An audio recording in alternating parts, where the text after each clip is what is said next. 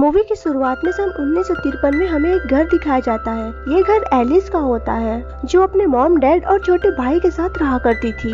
हमें यहाँ ये पता चलता है कि एलिस के अंदर मरे हुए लोगों को देखने की बचपन से ही पावर थी। इस बात को एलिस की मॉम भी जानती थी, लेकिन इस बात को एलिस के डैड नहीं मानते। उन्हें लगता है कि एलिस बहाने बना रही है। फिर हमें एक रात दिखाया जाता है कि एलिस की मॉम अपने छोटे बेटे क्रिश्चियन को एक सीटी देती है और ये भी कहती है कि जब भी तुम्हें डर लगे तुम सीटी बजाकर मुझे बुला सकते हो। इतना कहकर एलिस की मॉम वहाँ से चली जाती है। एलिस एक बुक पढ़ रही होती है। तभी एलिस को उस छोटे बच्चे की आत्मा दिखती है। तभी उसी छोटे बच्चे की आत्मा क्रिश्चियन की सीटी चुरा लेती है। क्रिश्चियन उसे देखकर बहुत ज्यादा चिल्लाने लगता है। चिल्लाने की आवाज सुनकर एलिस के डैड ऊपर आ जाते हैं। उन्हें लगता है कि एलिस की वजह से ही क्रिश्चियन डर गया है, इसलिए एलिस के डैड एलिस को दीवार की तरफ करके मारने लगते हैं और फिर उसे बेसमेंट में ले जाकर बंद कर देते हैं। उस बेसमेंट में अकेली एलिस बहुत ज्यादा रो रही होती है। तभी एलिस को वहाँ पे एक लाल दरवाजा दिखता है।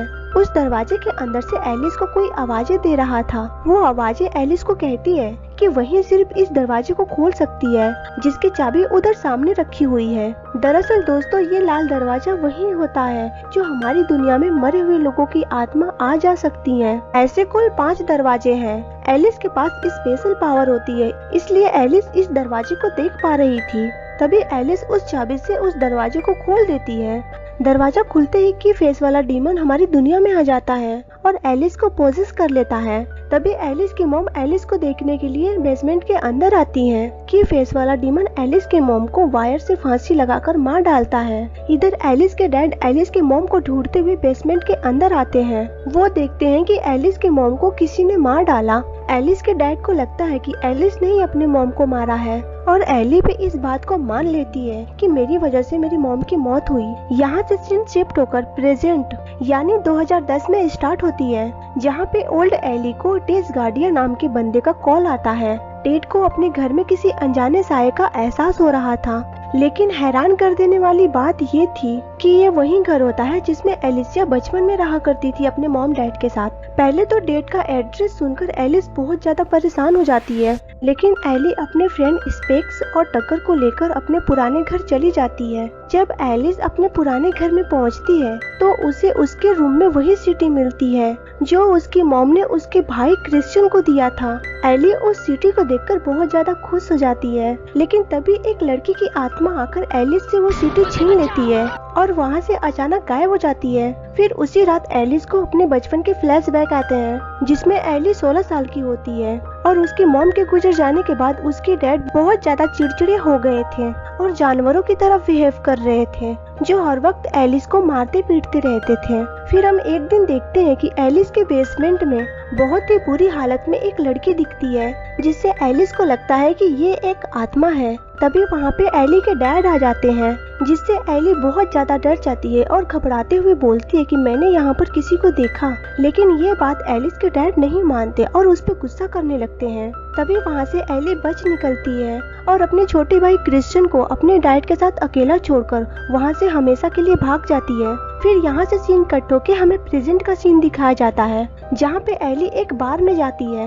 वहाँ पे एली को 2 लड़कियाँ मिलती हैं, जिनका नाम मेलिसा और इमो गेम था। एलिस को ये दोनों लड़कियां बहुत अच्छी लगती हैं और वो उनसे बातें करने लगती है, लेकिन उसी समय उस बार में मेलिसा और इमो गेम के डैड आ जाते हैं, जो और कोई नहीं एलिस का छोटा भाई क्रिश्चियन था, जो आज भी एलिस से बहुत ज्यादा नाराज होता है क्योंकि बचपन में एलिस उसे अकेला छोड़कर चली गई थी।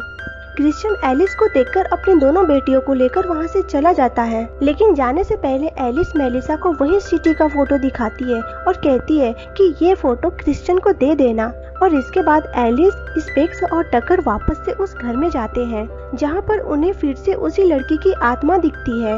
इस बार ये लोग उस आत्मा को फॉलो करते हुए बेसमेंट के अंदर पहुँच जाते हैं, जहाँ पर एलिस को बहुत ही बुरी हालत में एक जिंदा लड़की मिलती है।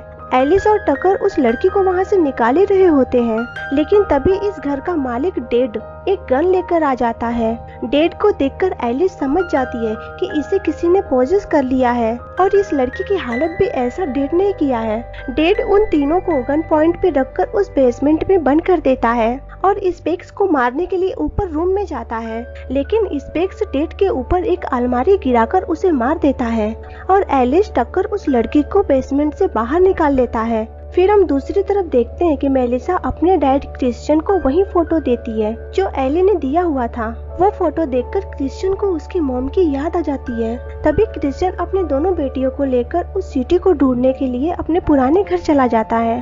उस घर में जाने के बाद वो तीनों उस सिटी को ढूंढने लगते हैं। सिटी को ढूंढते हुए मेलिसा उस बेसमेंट में पहुंच जाती है। तभी वही की फेस वाला डीमन मेलिसा पे हमला कर देता है, जिससे मेलिसा की आत्मा को ले जाकर मरे हुए लोगों की दुनिया में कैद कर लेता है। तभी एलिस भी वहाँ पे आ जाती है और मेलिसा को देखकर समझ जाती है कि उसकी आत्मा अब खतरे में है और हमारे पास बहुत कम समय बचा है मेलिसा को बचाने के लिए। एलिस उस बेसमेंट की अच्छे से छानबीन करती है, जहाँ पे एलिस को बहुत सारे सूटकेसेस मिलते हैं। उसके अंदर बहुत सारे लड़कियों के कंकाल और पुराने कपड़े मिलते हैं, जिसे देखकर एलिस ये समझ पाती है कि जो उसे बचपन में वो लड़की दिखी थी, जिसे उसने आत्मा समझा था, दरअसल वो एक जिंदा लड़की थी जिसको उसके पिता ने कैद कर रखा था। दरअसल हमें यहाँ ये पता चलता है कि एलिस के डैड बुरे इंसान नहीं थे। एलिस के डैड को वही की फेस वाला डीमन पोजेस करके रखा हुआ था।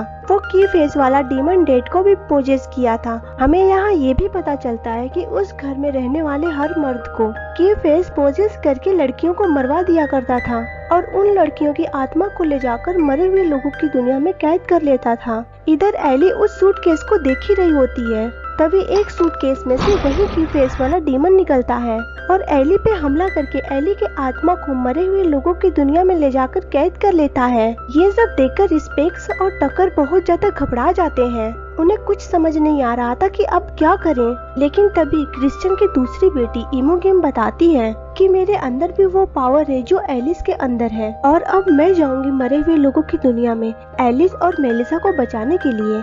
यहाँ हम दूसरी तरफ मरे हुए लोगों की दुनिया में एलिस को देखते हैं, जो कि एक जेल जैसी जगह में कैद होती है। एलिस देखती है कि वहाँ पर बहुत सारे जेल हैं, जिनमें वो डीमन की फेस ने बहुत सारी लड़कियों की आत्माओं को कैद करके रखा हुआ था और इन्हीं आत्माओं में से एक आत्मा मेलिसा की भी होती है। और तभी की फेस वाला डीमन वहाँ पर आ जाता है और एलिस के सामने वाले जेल को खोल देता है, जिसके अंदर एलिस के डैड की आत्मा होती है। की फेस एलिस को वो सारी तकलीफें याद दिलाता है जो उसके डैड ने उसे बचपन में दिया था, जिससे एलिस के मन में बहुत ज्यादा नफरत पैदा हो जाता है और वो भी सेम तरीके से अपने डैड को मारने लगती है जैसे बचपन में उसके डैड उसे मारा करते थे।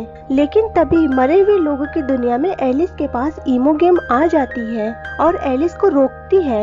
इमोगेम के रोकने के बाद एलिस को एहसास होता है कि की फेस उसके दिमाग के साथ खेल रहा है, जैसे उसके डैड और टेड के साथ किया था। तभी की फेस डीमन गुस्से में आकर एलिस और इमोगेम पे हमला कर देता है, लेकिन एलिस के डैड वहाँ पर आकर उनकी मदद करते हैं और उन्हें वहाँ से भाग जाने को कहते हैं।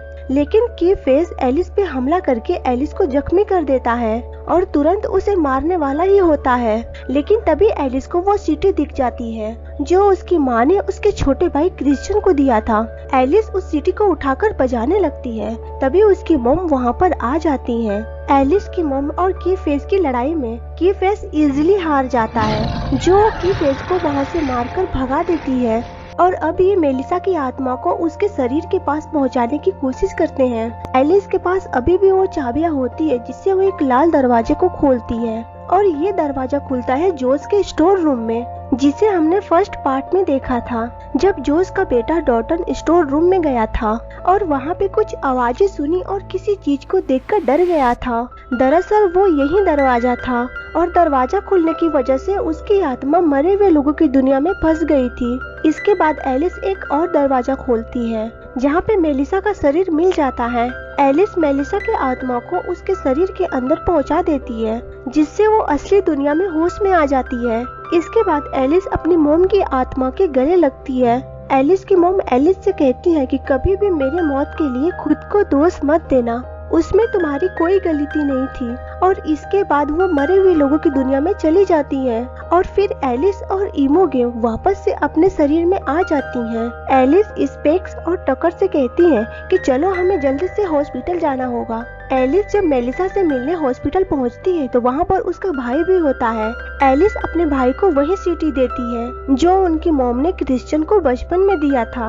अब क्रिश्चियन भी एलिस को माफ कर देता है। ये दोनों एक दूसरे के गले लगते हैं और लास्ट में दिखाया जाता है कि एलिस को एक सपना आता है जिसमें वो जोस के घर को देखती है। जोस का बेटा डॉटन अपने बेड पे सो रहा होता है और तभी उसकी खिड़की पे एक लाल डीमन चेहरा दिखता है जिसकी वजह से एलिस तुरंत जग जाती है। और ठीक उसी वक्त एलिस को जोस के मॉम का कॉल आता है। जोस की मॉम एलिस से कहती है कि जैसे तुमने जोस की बचपन में मदद की थी वैसे ही तुम्हें जोस के बेटे डॉटन की मदद करनी होगी। और जोस की मॉम एलिस को घर पर आने के लिए कहती है और ये भी बताती है कि जोस का बेटा डॉटन कोमा में चला गया है, लेकिन ये बात एलिस को पहले से ही पता होता है। इसी के साथ ये मूवी यहीं पे खत्म हो जाता है।